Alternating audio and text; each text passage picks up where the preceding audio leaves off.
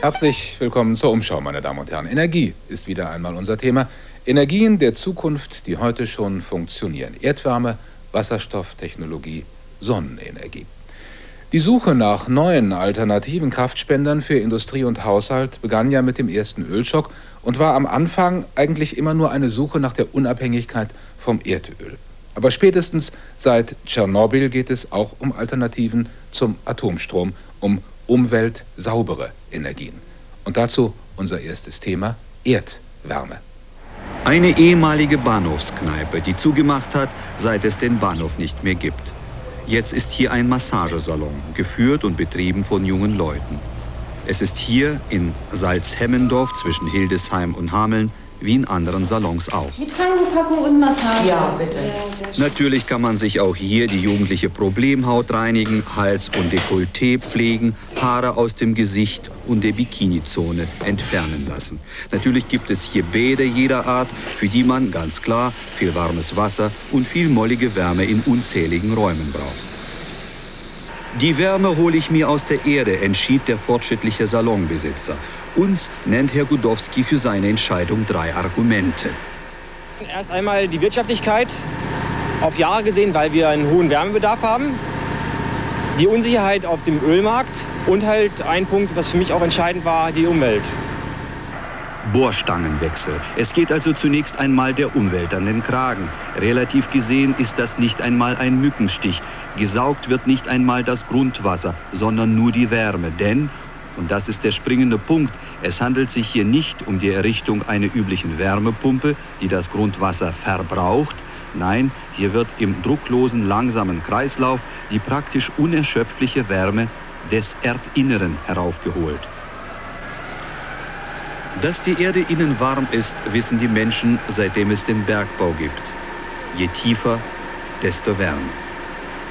Alle 30 Meter steigt die Temperatur um etwa 1 Grad. Gebohrt wird in der Regel 250 Meter tief. Und so kommen unten etwa 16 Grad zusammen. Und diese Wärme kann man gut und vor allem witterungsunabhängig nutzen. Den Wärmetransport übernimmt das Wasser. Unten drückt eine Pumpe dieses auf dem Weg nach unten erwärmte Wasser durch ein gut isoliertes Rohr wieder nach oben. Hier wird es in einem simpel gesagt verkehrt herum funktionierenden Kühlschrank auf 40 Grad weiter erwärmt. Im zweiten Kreislauf wird diese Wärme an die Heizkörper abgegeben. Der Erfinder dieser Erdwärmegewinnungsanlage ist Hans Hildebrand. Als Bergbauingenieur musste er früher den Bergleuten die lästige Erdwärme vom Hals halten. Die Umweltdiskussionen brachten ihn in den 70er Jahren auf die Idee, diese Wärme von unten in die Häuser zu holen. Mit seiner Erfindung ging er in die Schweiz, denn nur dort fand man die Sache echt heiß. Wir haben uns durch die Erfahrungen, die wir gemacht haben, ein System zugelegt, mit dem wir Kilowatt Erdwärme verkaufen, dem Kunden also nicht mehr das Risiko aufdrängen, sondern das Risiko bleibt schon in unserem Bereich bis zur Fertigstellung der Anlage. Auch dann lässt sich mit einem mittleren Kalkulationspreis, gemittelten Kalkulationspreis, diese Technologie auch für uns interessant verkaufen. Alle Unwegsamkeiten der Bohrungen und der hierfür unumgänglichen Behördengänge übernimmt also Hans Hildebrand. Danach gibt es die üblichen 5 Jahre Garantie. Im Prinzip, so der Erfinder und Produzent, gehe er davon aus, dass die Anlage die gleiche Lebensfähigkeit besitze wie das Haus, in das sie eingebaut wird. Damit erhöhe sich der Gesamtwert der Immobilie und deren Beleihbarkeit. Die Banken in der Schweiz sehen das bereits so. Bei uns im Norden wird der erste niedersächsische Besitzer dieser Erdwärmegewinnungsanlage sich wohl noch durch den Finanzierungsdschungel durchschlagen müssen und so den Weg für die Nachfolger bahnen. Nachfolger, von denen es dann hoffentlich genügend gibt. Naja, und wenn in unserem kleinen Kosmetiksalon dann auch noch alle verwendeten Kosmetika nach Umwelt- und Biokriterien ausgesucht werden, dann stimmt der Laden. Das nächste Energiethema: Solartechnik. Die Bilder von den großen Anlagen in den Pyrenäen oder in Spanien, die haben wir alle vor Augen. Aber Solarzellen auf dem Dach eines Einfamilienhauses hierzulande sind immer noch eine Seltenheit. Und deshalb ist das kleine Solarkraftwerk der Familie Gutsch in unserem Bericht schon etwas wert.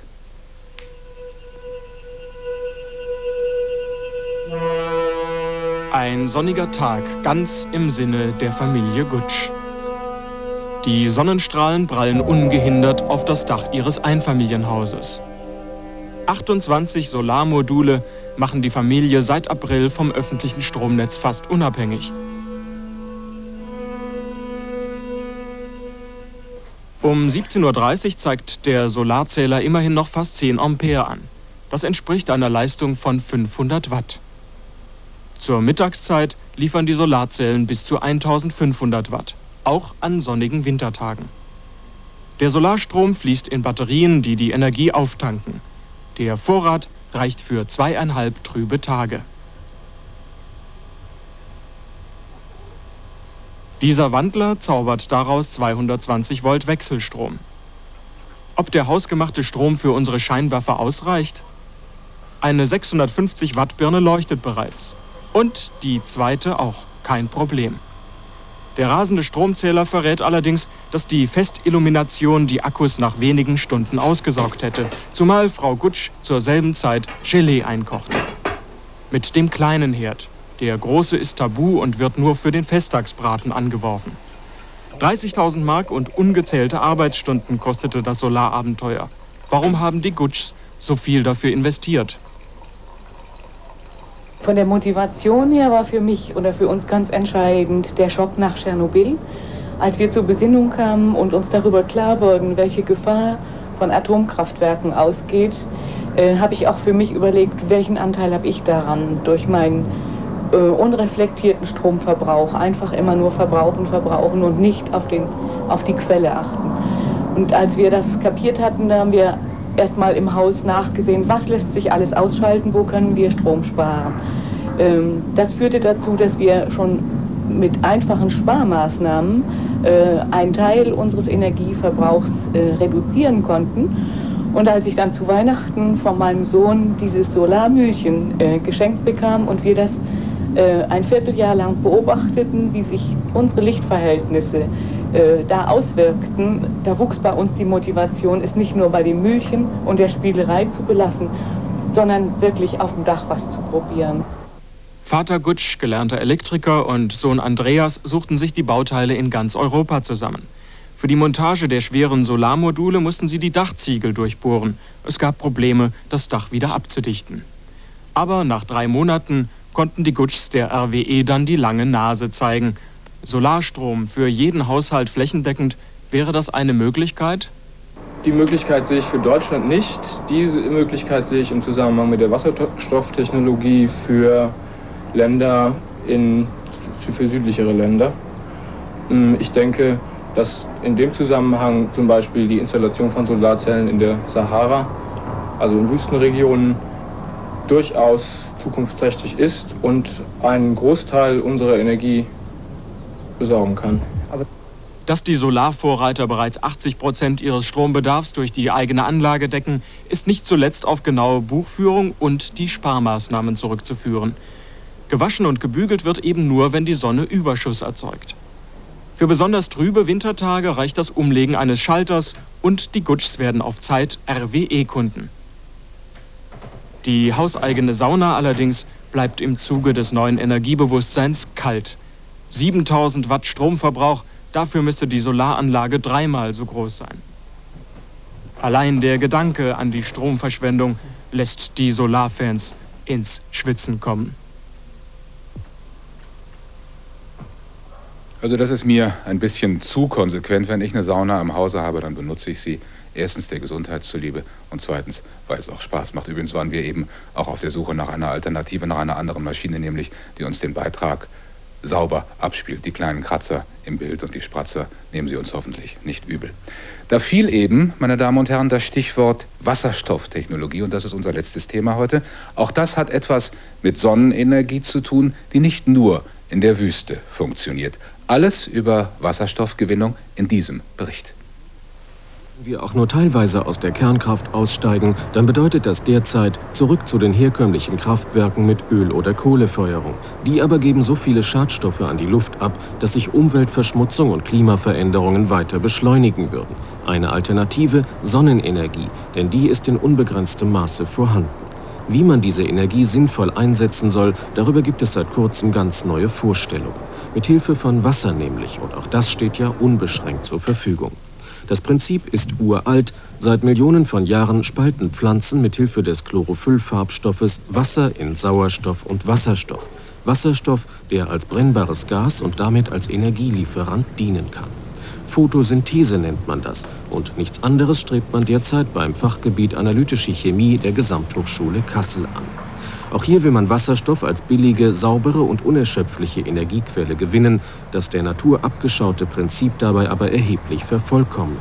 Deshalb sucht man nach einem Farbstoff, der dem pflanzlichen Chlorophyll bei der Wasserstofferzeugung überlegen ist, der die Photosynthese also zum Beispiel auch bei der hierzulande häufig sehr geringen Sonneneinstrahlung in Gang hält. Sie wollen also Wasserstoff gewinnen mit Hilfe des Sonnenlichtes und wollen diesen Wasserstoff als Energiequelle einsetzen. Wie kann das geschehen? Das sind unsere Anstrengungen. Bis jetzt sieht das so aus, dass wir mit unserem System effektiv Wasserstoff erzeugen können, viel besser als die natürliche Photosynthese. Und wie Sie wissen, durch die Verbrennung von Wasserstoff entsteht wiederum Wasser, was in das System zurückgeführt werden kann. Also ein sehr umweltfreundliches System. Die Gewinnung von Wasserstoff aus Wasser mit Hilfe der Sonnenenergie ist keine ganz neue Idee. So plant man zum Beispiel die Errichtung riesiger Sonnenkraftwerke in der Sahara. Die hier aufgefangene Sonnenenergie soll jedoch erst gespeichert und dann auf dem Wege der Elektrolyse zur Aufspaltung von Wasser in Sauerstoff und Wasserstoff eingesetzt werden.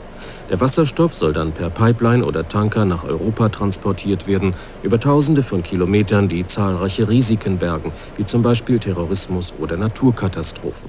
Außerdem wird bei dieser Methode der Umweg über die Speicherbatterie genommen. Bei dem in Kassel erforschten Verfahren wirkt das Sonnenlicht dagegen unmittelbar auf das Wasser ein und spaltet es wie in der Pflanze mit Hilfe von Farbstoffen in Sauerstoff und Wasserstoff auf, der dann als Brennstoff eingesetzt werden kann. Um die geeignetsten Farbstoffe zu ermitteln, werden an der Gesamthochschule immer neue Zusammensetzungen erzeugt, mit Licht in allen Wellenlängen bestrahlt und die Reaktionen aufgezeichnet. Wann glauben Sie, mit Ihren Untersuchungen so weit zu sein, dass die Anwendungswissenschaftler hinzukommen können und sich überlegen, wie man das Ganze im großen Maßstab realisieren könnte? Wie Sie wissen, haben wir ja vom Bundesministerium für Forschung und Technologie ein Sonderforschungsprogramm hier in Kassel. Und wir versuchen, unser System jetzt so weit zu optimieren, dass wir möglicherweise in 2,5 bis 3 Jahren ein angemessenes System anbieten können. Die Kasseler Wissenschaftler können nur den Nachweis erbringen, dass das Ganze funktioniert und erforschen, unter welchen Bedingungen es die optimale Ausbeute an Wasserstoff bringt. Welche Geräte später im Alltag dafür erforderlich sind, das müssen andere Wissenschaftsdisziplinen herausfinden. Glauben Sie, das, woran Sie arbeiten, könnte die Energiequelle der Zukunft sein? Wenn wir Erfolg haben, sicher. Sollte sich dieser Erfolg tatsächlich einstellen, dann wäre es möglich, überall Energie billig in unbegrenzten Mengen und ohne Umweltbelastung zu erzeugen. Die Kasseler Wissenschaftler ziehen da einen schönen Vergleich heran. Es sei, als pflanze man in jede Stadt einen gigantischen Baum, der dann Wasserstoff und Sauerstoff erzeugt, nur eben effektiver als in der Natur. Womit der Mensch die Natur wieder überlistet hat, aber sie wird sich auch hier möglicherweise wieder wehren. Morgen zur Umschauzeit gegen 11:55 Uhr gibt es einen Museumsstreifzug mit ein paar schönen Dingen. Für heute einen schönen Tag noch und auf Wiedersehen.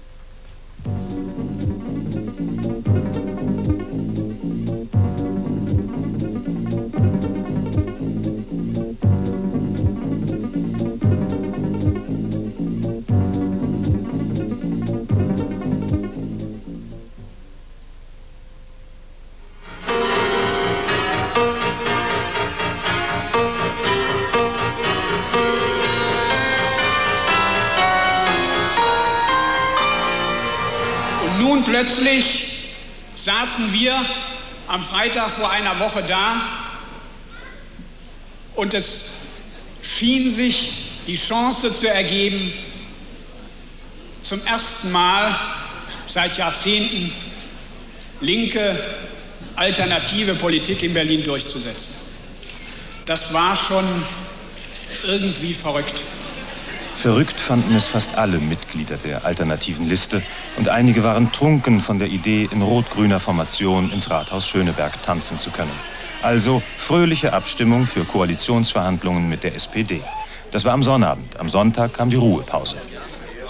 Nachdenken eingeschlossen. Und gestern dann ging's ans Eingemachte, zur Sache. Vorher aber musste die SPD von der AL eingestimmt werden.